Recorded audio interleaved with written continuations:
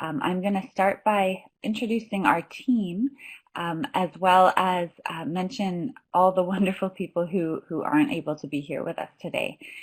So my name is Laura Lee. I'm an associate with ICIRD, and I'll introduce my other teammates, Vanessa.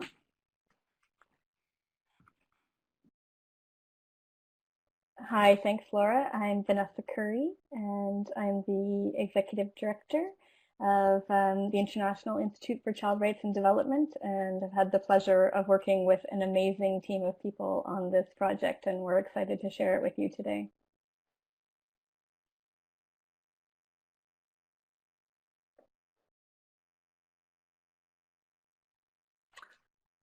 Great. Hi, everyone. And I'm Laura Wright. So we have a couple of Lauras on the team. And I'm also on the leadership team with the International Institute for Child Rights and Development. And I'm excited to speak with you about this project. And we are hopeful we have some of our Egypt and Iraq colleagues here as well, but we'll have to share their ideas through the images and the dialogue.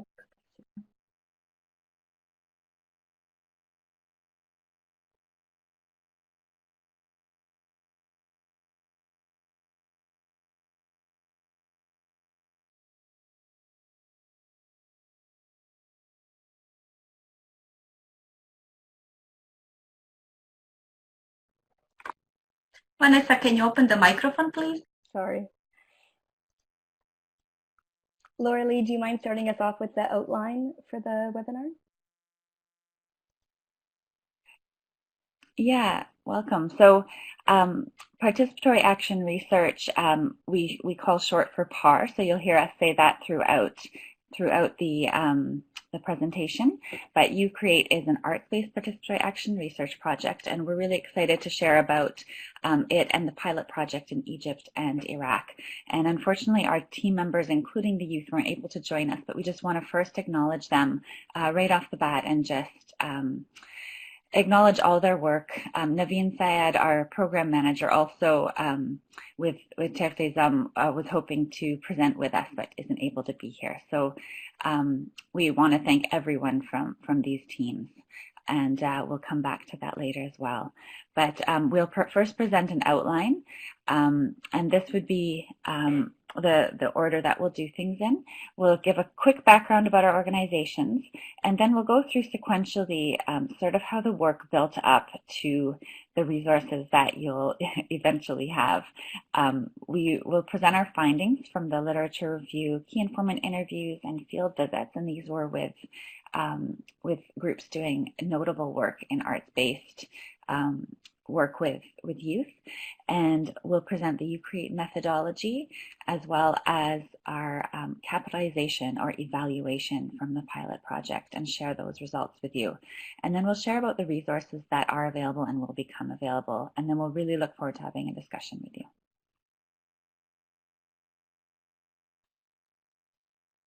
Thanks, Laura.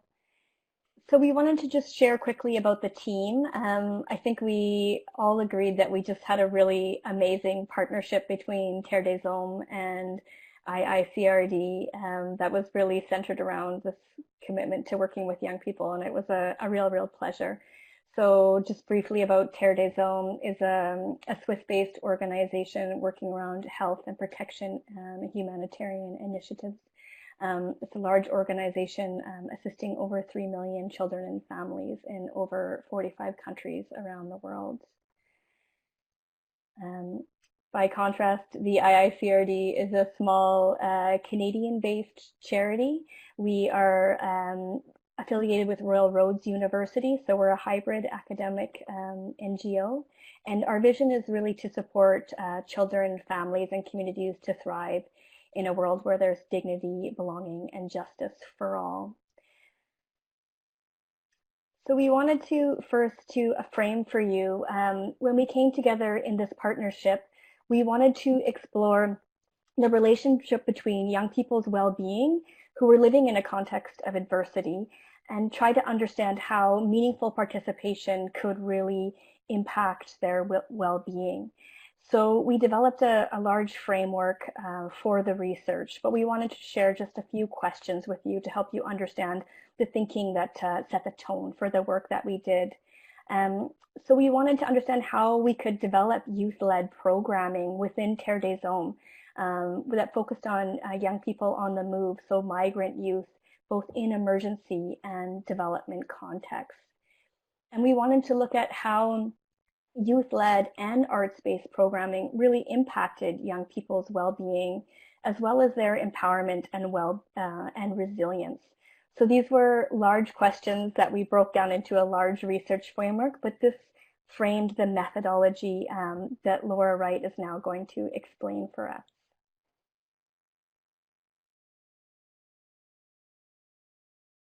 So the methodology, as Nessa alluded to, it encompassed several different components.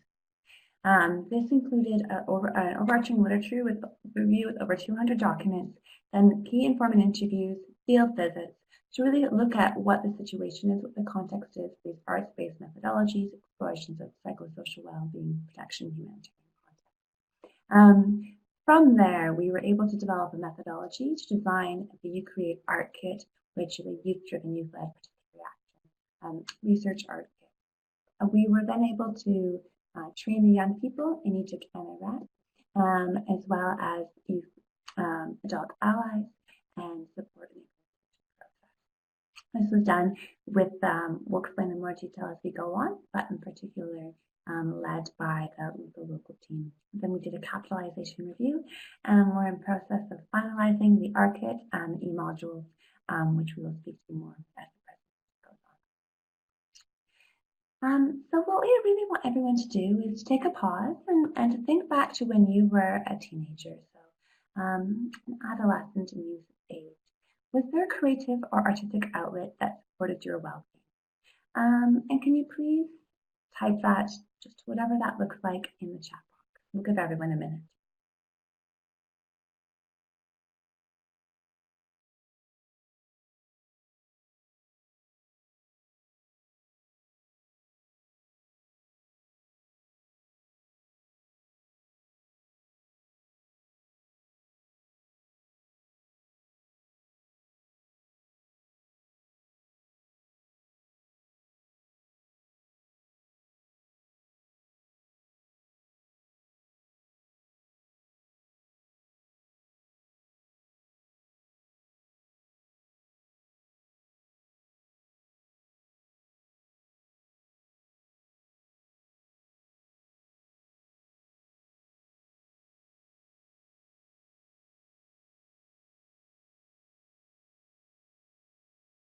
Well, thank you for sharing the different ideas, and we can keep these generating throughout. So within the project itself, role of art and creativity to support well-being. With the literature review and the different field visits, we saw this come out quite strongly. So just to highlight a few of the findings from the literature review, and if anyone wants to see this, there's a comprehensive report so you can see more depth. But we saw the holistic approach to mental health and psychosocial support for young people on the move existed and was quite critical for quality processes. Arts-based programming can positively impact MHPSS and some aspects of resilience and young people's sense of well-being, sense of agency and empowerment. Arts-based programming would support peace building and reconciliation. Cultural context was incredibly important for quality programming, so ensuring that the programs were designed specifically within the cultural context and aspects of music or art really resonated within community. Meaningful participation and young people as agents of change has significant impact on young people's well-being and the resilience and action within a community. Social cohesion and meaningful relations was particularly important as well for successful programming. And we recognize that in community-based art spaces, both art as a process and art as a product were important. And we'll speak to this more as we go on. And safety, establishing a space for safety and normalcy so that young people feel comfortable to come to the space and engage creatively in art. Some key findings from the key informant interviews, just to highlight sort of the scope of where these took place internationally. It was really quite interesting dialogue, and quite pertinent to have youth-engaged, youth-led spaces. Many people spoke about the role of sitting back, creating space for young people to lead, and being quite cautious about sort of an adult-centric role or social constructions of childhood and youth that can negatively impact and impede young people from engaging. Art-led and art-informed, so it might be explicitly art or it might be informed by art-based methodology. And some creative learning and evaluation tools were starting to be used using art specifically. Facilitation was an important piece. So an adult not leading, but facilitating a space for young people to take leadership. And culturally and contextually driven, as also highlighted in the literature, was incredibly pertinent, as well as the structure for community engagement. All highlighted critical funding challenges within the arts-based space. So that this recognition that it's valuable, it's important, and yet there's very limited funding, or when there is, particularly in emergency context, or very short-term funding, which didn't allow for sustainable programming and continuing engagement over time. Within the field visits took place in Cairo, in Mysore, and Vancouver and Victoria, so kind of a wide diversity. There was often multiple arts-based methodologies being used, as well as a connection to local culture and heritage, and art connection was really important. Theatre and drama were quite commonly used, and safety again, which is highlighted in the literature, and as well in the key informed interviews, was quite important. Some also mentioned education around children's rights and arts that can be used to support psychosocial well-being, so including rights-based dialogue within these spaces. I'll pass it over to Vanessa now to actually start to walk through the methodology, and you can see the process that took place. So as Laura mentioned, after we had the chance to speak with all of these amazing colleagues all over the world and even visit some of the great art-based work that was going on, we just determined that the best approach that we could use to really create space for meaningful participation in a youth-led process was to use participatory action research.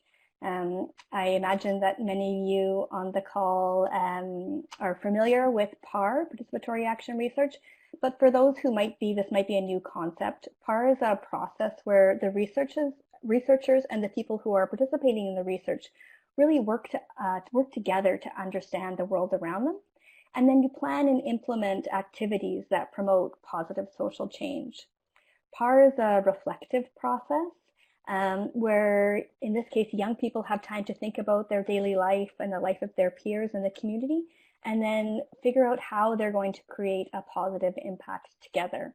PAR is also cyclical, so the idea is that it doesn't just stop once you finished your project, but it keeps going and we do the process again and the learning deepens. So for YouCreate, we developed a five-step PAR process, and you can see this in the diagram on your screen. The first phase being map, where young people are sort of charting what's going on and taking a baseline of their communities. In explore, young people are analyzing the strengths that exist in their communities, but also the challenges. And then in plan, young people are analyzing root causes of some of the challenges that exist in their communities and trying to figure out how they're going to use the strengths at their disposal to create a project that's going to address one or two of these challenges. In art action, the fourth phase, young people are implementing their ideas, implementing their art projects. And then in the final phase, reflect and share, young people are reflecting back on the key learning and are sharing this out within their communities. As I mentioned, this is a youth-led process. So what we did is work with youth leaders who were young people who were slightly older than their peers. We paired 2 youth leaders together with a team of about 20 young people and 1 adult ally or 1 adult support person who was there to be a mentor and a guide when young people needed it. Throughout the pilot project, which went for about 1 year, we offered trainings in both Egypt and Iraq to teams of youth leaders, adult allies, staff, and trainers who were going to take this process further. These trainings were a real amazing chance to go deep as a team. And for many of the young people who were participating, it was the very first time that they were having a chance to share their ideas, their opinions, and to work through the arts together. And for many of the adults, it was the first time that they were stepping back and out of a leadership role and learning how to really support young people to move through a process. So it was quite transformative for all of us, and really a moving process. One of the things that we worked quite deeply on throughout the methodology was to develop pillars of well-being, or an understanding of what we saw well-being as. Terre des Hommes was working with Queen Margaret University in Scotland to do an academic literature review and develop, to go through a very intensive process to develop pillars of well-being. And we were able to take the models that were in development and explore how these worked for young people, how these landed with young people. Did they work? Did they not? And so we were able to shape the pillars of well-being based on the feedback from the young people in the pilot. As you can see there, there's 5 well-being pillars that came out. This is the youth-friendly language version. But there are things like feeling safe, feeling connected to family or community, feeling worthy, feeling respected, and feeling hopeful. And as you can imagine, these are quite difficult things for young people who are living in emergency settings, or who are on the move. But Laura Lee will talk about this a little bit more, but just to say that when we were measuring these throughout the project, we were able to see quite significant gains in most of these areas, even on a short project. So that was really amazing for all of us who were participating. Just to give you a brief snapshot of what took place in the pilot at the end of this almost year-long process. In Egypt, we were able to engage about 49 youth leaders who worked with 160 youth. Some of the projects that young people came up with addressed issues of discrimination, gender equality, violence, children's rights, and young people used lots of different forms of art to address these things. There were songs and drama, graffiti. Young people were super creative and extremely, extremely passionate about what they were doing. In Iraq, we saw slightly different outcomes. There were 66 youth leaders and close to 250 participants. Young people looked at the lack of green spaces, issues around justice, and sports for girls. Young people used photography and handicrafts and theater to address some of these challenges. One outcome from Egypt was that at the end of the pilot project, all the youth groups decided that they wanted to do something together. So Terre des Hommes Egypt was able to bring together close to 500 young people and their families, and young people put on a huge art festival just to showcase everything that they had learned. And there were just some absolutely amazing transformations. And I'll hand it over to Laura Lee to tell you a little bit more about some of what we learned in the capitalization process, which we did after the pilot.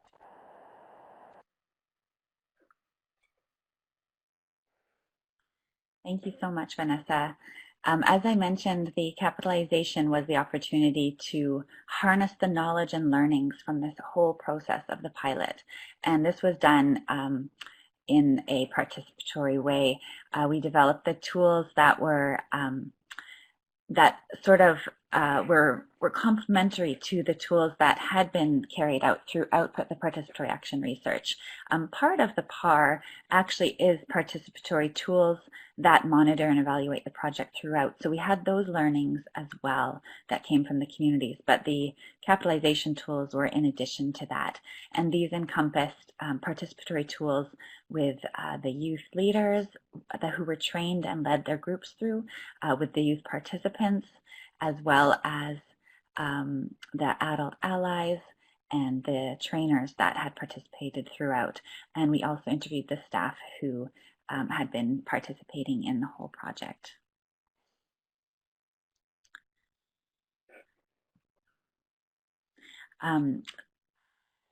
As we mentioned that when we were talking about the pillars of well-being, we were quite blown away by some of the impacts that the project had, even in a short time, among the youth and the communities and the trainers and anyone who had participated. A lot of these, you'll see trainer, you'll see youth leader, and you'll see youth participant throughout when the quotes are up. So the youth leaders were the ones that were trained in the methodology and brought and led the youth through this project. And then the trainers were those who, mostly adult allies, who trained the youth leaders. And so these people were all intimately on part of this process. We'll just highlight some of these quotes. We were very proud because we feel we've created something creative. The key to success is to love the process and love helping youth and exploring and addressing the challenges they're facing in their lives. They felt motivated and courageous and happy to be proud of part of this project. I'm going to highlight 4 of the main findings that came out, and then I'll just mention some of the challenges as well. And there was some other interesting issues that we would explore a lot more in the article we developed that we can point you to later, as well as the other outputs. And there's a capitalization report we can share as well. So youth really did gain a sense of purpose and hope through it. One youth leader in Egypt said, "I was a hopeless case, but now I believe my skills developed 80%. I now see the world in a more optimistic way after I used to see it black." So there was this, for some of the youth, this stark contrast where they were engaged not only with the creative arts, but with a community of people who were going through a similar process, similar difficulties and challenges. And the other thing was that it really brought youth together from different communities. It was very clear that youth experienced a sense of self-discovery, as well as finding new ways to express themselves. And so this was really seen in the creativity. Some of the youth said, "I didn't think of myself as an artist, but I was able to do these surprisingly amazing skills and just be transformed through the process." This one youth leader from Iraq said, "I was negative in my life and ideas, but now these things are changed and become more positive because I discovered more things in myself after this experience." The other thing was leadership. They were able, a lot of the youth didn't realize they had it in them to lead others. The hope and this sense of self-discovery was also noticed by parents who we also engaged in the capitalization process. One parent drew her daughter and said, I drew her, my daughter, her heart with a sign of a ray of hope, which exploded inside of all of our children. And so that's one outcome that was really neat to see, was how parents, how family members also saw these things in their children. Something that was really neat to see was that the project really helped the youth to gain a sense of social respect, where they felt respected by people in their community. And this is really big for youth who are on the move, who had felt isolated prior. These youth were starting to feel part of a family, part of the community, and then part of the peer group, of course, as well. There was a real sense of social cohesion as well, as you can see from this youth leader in Iraq who talked about the sectarianism and racism. And a lot of the youth said that it also broke down assumptions and various ideas that they had about people from other groups, and they formed real deep friendships and learned to live in peace and wanted to model that for their communities. As you can see in the quote on the right, they said that they won't stop no matter who joins us. They'll be part of our family. They're seeing it as a family. Love is contagious and spreads in a second between us. That was something that came out really clearly, both in Iraq and in Egypt. Youth skills were developed, and this included creative art skills. This also included leadership skills and just engaging with one another. As I mentioned, a lot of social and emotional learning took place, which was wonderful to see and really part of the process, but also thank you to the leaders who were on the ground leading them and supporting them. Some of the challenges were around sort of processual and logistical elements of the project as well, which we had great learning from. The youth, some of them didn't feel comfortable leading, and we just had to find different approaches to support them. There was a lot of logistical challenges we had to overcome, and so a lot of these tasks we moved to the adult allies. And it was clear that gender dynamics also were taking place, and it was very cool to see how the pilot project also challenged some of the gender norms and even had transformative impacts at the family level. A lot of the young women who had felt a bit more housebound had more household responsibilities, and parents were actually sharing that they didn't want their young women to participate at first, but maybe some of them came with them at first and realized what a positive experience it was for them, and ended up supporting their young women to go and be blown away by the transformation they saw, as well as being able to really support them to be engaging with community, which at first they had tried to restrict them from doing.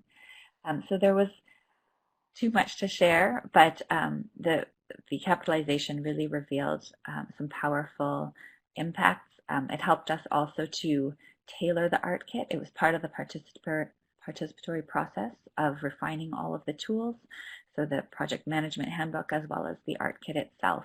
And so what you will see when we can send out the final tools is something that was really developed in collaboration with the communities, including the youth participants and the youth leaders, where we did the pilots. I'll hand it to Laura to share some of the main recommendations that came through the process. Great, thanks, Laura. So some of the recommendations that came through the capitalization process, really highlighting using power in a cyclical fashion to support social cohesion. So looking at that repetition throughout the journey, as well as ensuring flexibility and adaptability. As people who work in creative youth-based programming, it's really pertinent to be open to possibility and opportunity and potential, and supporting the adult allies to feel comfortable with the space. Build and adapt methods based on experience and implementation, so making those edits throughout the journey. And even with our art kit and process, we adapted and modified tools and activities based upon the needs and ideas of the young people. So for example, we had one clay-based activity that we had all been really keen on, and then has worked in other social contexts and spaces with young people, and yet really was not valued or appreciated by one of the teams. And so we took that out of the art kit, restructured, re-edited. So really being able to adapt and modify. Ensuring materials are simple, clear, jargon-free, and engaging. So recognizing that that you want to have something that's really accessible in any different form that looks like, and how can you make it most accessible, as well as being an arts-based process that is creative and exciting. and support healthy adult-youth relationships. So as Laura was mentioning, these really need to take time to foster and form and build trust and continuity. And some of the adults who are super keen, perhaps the challenges around letting go of control are really identifying what their role looks like. So it was a bit of a journey for everyone to come together collectively and be able to fulfill different roles and determine what those roles would look like, with youth leading and then engaging and inviting adults to support where necessary or required. So just to highlight some of the resources that we've been speaking to, we're super excited to be able to soon share some of these pieces. So they're all in the process of the last bits of finalization to be posted on the Child Hub site. The ARC kit you will be able to have access to, explore, and see how perhaps it can be adapted and modified for your own programming. And always feel free to reach out to us, ask questions, explore more. The project guide is a tool that is to support staff members, other adults, so monitoring and evaluation, program management, so allies, different groups, to be able to fulfill their roles. Even coming from things like setting up a budget, a process, a plan, what steps are needed to really be able to lead these types of pieces. I'd like to also just highlight that this was specifically developed for Terre d'Homme, so it's going to be perhaps not always applicable to your other organizations, but aspects of it can be used or modified. We also are incredibly excited. We have a series of e-modules, and these e-modules will take people through a journey to really learn about the ARC kit and the YouCreate process. So they're short modules, and they engage the young people. So although you haven't seen the youth in this webinar, you'll see them in the e-modules because they are leading activities in the e-modules, speaking about activities. We have sort of a voiceover, someone who speaks and presents what's taking place. But you can see facilitation, participation in the process through the e-modules. And they also all have reflective questions and pieces to get people thinking about the different aspects of the ARC kit and what that journey looks like. So we will send follow-up updates when those pieces are ready, but stay tuned, keep your eyes open on Child Hub, get excited because they should be up by the end of the year. And now I'd like to open the floor to any questions. So we have space for questions and answers or sharing your own experiences, as we recognize likely many of you on this call have a wealth of expertise and experience that would be exciting for us all to engage in dialogue. So feel free to type your questions in the chat box, and then we can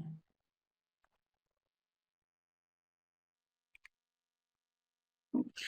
While the people are writing in their questions and their comments, I would like to thank you for really inspiring and emotional presentation you had. I was writing down some really nice sentences you had during your presentation. I think this one, "Love is contagious," is really perfect one, beautiful one. And I love the way how you shared information about the project and about the youth you work with.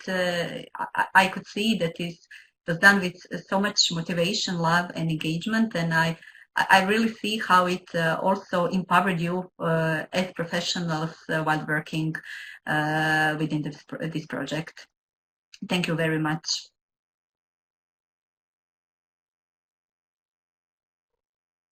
So there is a question. Do you have any age-related and context-relating fundings in the capitalization? From Dorina.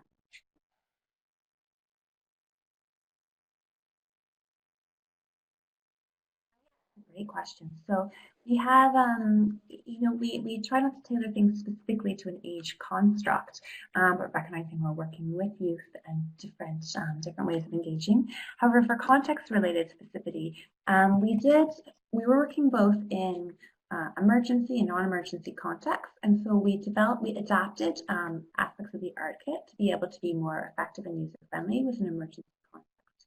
So, for example, we initially designed it as this long journey, and it could be a 6 months journey to be engaged in the PARC process. Then we looked at it as a 3 month journey, and for certain emergency contexts, they did it as a 1 week or a 2 week. So really looking at a short-term piece that was more accessible when young people didn't know when they were going to be there, how long they were going to be there, if they could stay actively engaged throughout that journey. So that was an aspect that got modified for some components of the Iraq context. While the staff and team highlighted that they prefer the longer methodology, there were certain situations where it was more applicable to use the shorter methodology. And so that came out quite strongly. Thank you, Laura. There is one more question from Kate. She asked, what did you find most surprising about working with this youth? What will you take forward to other projects?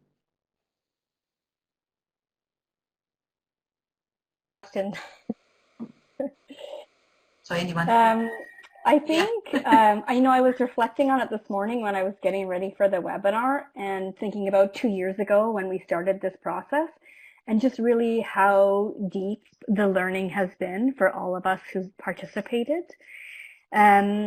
We were just so inspired by young people's just ability to dive in. I mean, we were leading them through a pilot project.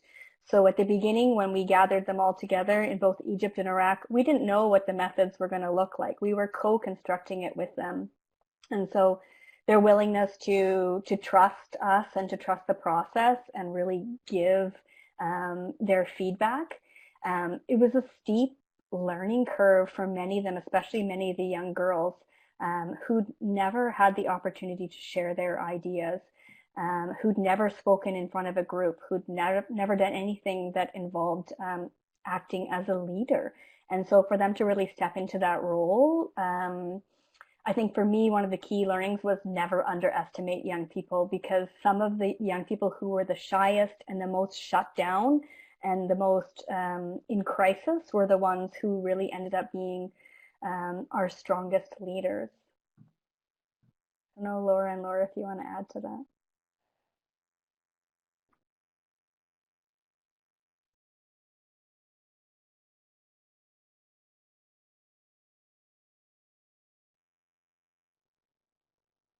Laura, just the microphone.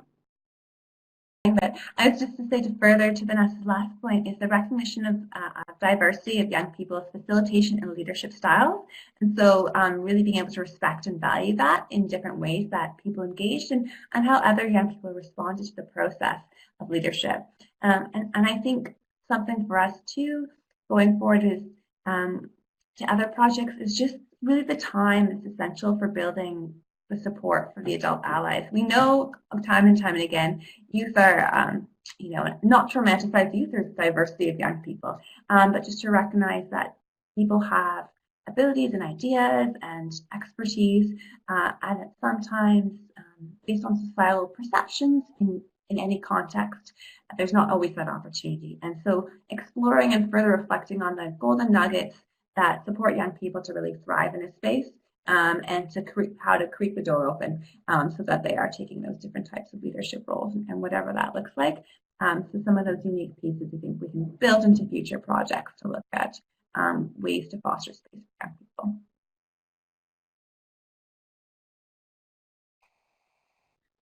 Just very quickly. Great. We have two more. Sorry. Oh, sure. Oh, sorry. Just very quickly. One of the points I wanted to take forward was the power of the arts in and of itself to be transformative and healing. The participatory methods are also incredibly powerful and have so much value, but also having the arts in and of itself, and that's something we really learned, early on from the start in our field visits with the various projects that we visited, and also not reinventing the wheel. There's groups doing amazing work, and of course they need to be contextualized, but really, really interesting to harness the learning from the different groups we visited in Canada and across the world. It was really wonderful to engage with people doing great things.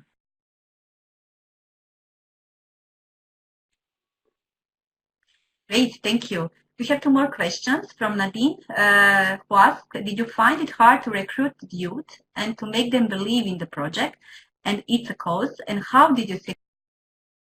I wish Naveen was here to answer this question. Nadine, yes, it was hard for the teams to recruit young people, and there was a lot of work done to bring enough young people on. Teams used social media, they used posters, they went through schools, they went through existing programs of other charities. There was a large outreach and a real committed outreach to bringing young people on. Certain young people were approached based on the challenges that they were facing in their lives, and the team thinking that they might benefit from this project. What we learned was that you need to recruit more young people than you want to have in the program because there was a dropout rate.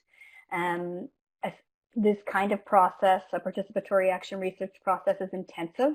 It's emotionally intensive, it's time intensive, and as much as we tried to set it up to respect young people's other commitments in life, there's no way to get around that it takes time.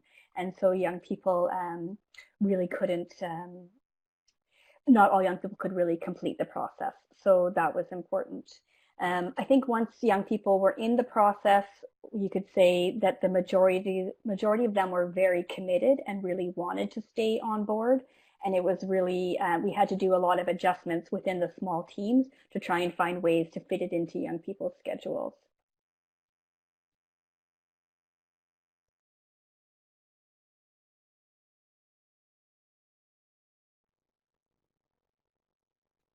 Great. And the last question that we have for now in the chat box is from Stephanie, do you plan any follow-up? Specifically, you talked about some of the changes. So is there any plans to revisit the findings at a later date to see if impacts you mentioned have been maintained?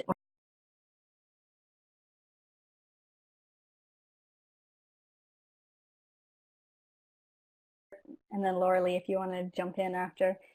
So what's happening now is that Terre des Hommes is rolling out the YouCreate process in many different countries and many different places, as well as it's continuing to move along in Egypt and Iraq. And we actually just heard today that the Egypt team is going to be rolling it out in schools in Egypt. So we can expect to see the project grow and the learning continue. I don't know if there's any plans to do a follow-up study, but it would be absolutely amazing because we know already that there's been thousands of young people who've been engaged in the methods. So it would be absolutely fascinating in a year or two to come back and to do something like that. Laura, do you have anything you want to add?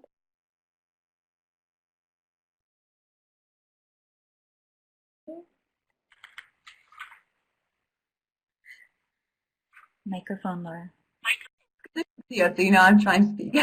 Just to highlight that outside the scope of Egypt and Iraq, we did a sort of a large global training for staff across Terre des Hommes, and so different staff have been rolling out YouCreate or a modified version of YouCreate in other global programs.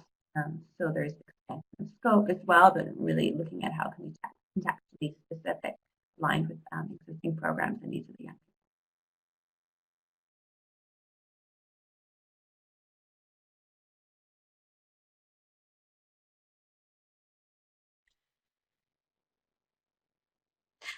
Fantastic. It's really exciting. Just to make sure, I don't see anybody typing any more questions in the chat box. But if anybody will have any kind of questions, I suppose it's okay for them to write you on the emails you shared here on the last slide of this presentation. I would like to thank you again for this really nice presentation and to come here in different hours of the day to share this kind of really great experience and to motivate us to think about our activities that we are doing with the youth. And also, I would like to ask for a minute of your time just to fulfill our very short evaluation pause. It's really important for us to get the feedback from you because we are always updating our services to get the best for your needs. And also, if you would like to have a certificate of attendance of this webinar, please write to this email. I will write it in the chat box. and we will send the certificate to your email. And also one last reminder is that this webinar was recorded and it will be uploaded on the webinar page on the Child Hub, and also it will be uploaded to the YouTube channel. You will be able to find the link on the webinar page later, probably tomorrow, but maybe later today. So again, thank you very much for joining us today. Please look at the Child Hub website with the webinars. We have really more exciting ones during the November. So we will be happy if you could join us. So thank you very much, everyone. and Take have care. a nice rest of the day. Goodbye.